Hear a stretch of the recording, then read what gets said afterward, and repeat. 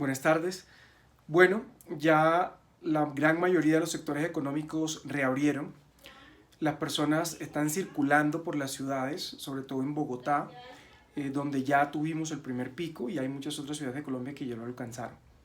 ¿Qué cuidados hay que tener? El cuidado fundamental es el uso del tapabocas. Todavía hay que seguir utilizando el tapabocas.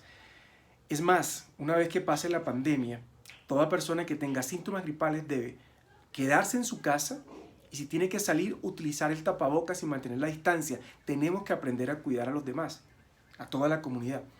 Pero ahora, fundamentalmente, el uso del tapabocas va a evitar que tengamos un segundo pico muy alto.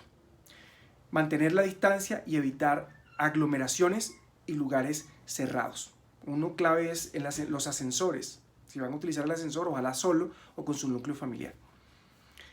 Segundo punto, vemos que ya se abrieron todos los sectores de la economía. Mantener a la gente encerrada no es viable.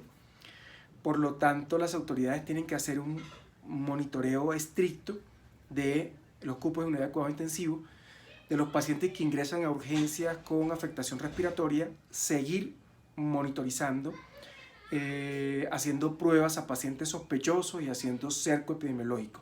Necesitamos continuar esas medidas para evitar que tengamos un segundo pico muy alto. Tercero, ¿va a haber un segundo pico? Sí, va a haber un segundo pico, pero no va a ser un segundo pico tan alto como el primero y tampoco va a tener una mortalidad tan alta como el primero. Es lo que ha mostrado lo que viene ocurriendo en Europa, donde sí el segundo pico es mucho más alto que el primero, pero en mortalidad es muchísimo más bajo. Incluso creo que en Colombia y en América Latina, si mantenemos el uso del tapaboca y la distancia, a pesar de que se han abierto muchísimos sectores de la economía, o casi todos, no vamos a tener un pico tan alto como en Europa porque ellos allá desaconsejaron el uso del tapabocas. Utilicemos el tapabocas aunque abramos todos los sectores de la economía y mantengamos su uso incluso cuando llegue la vacuna. Inmediatamente no se debe suspender hasta que ya tengamos inmunidad de rebaño.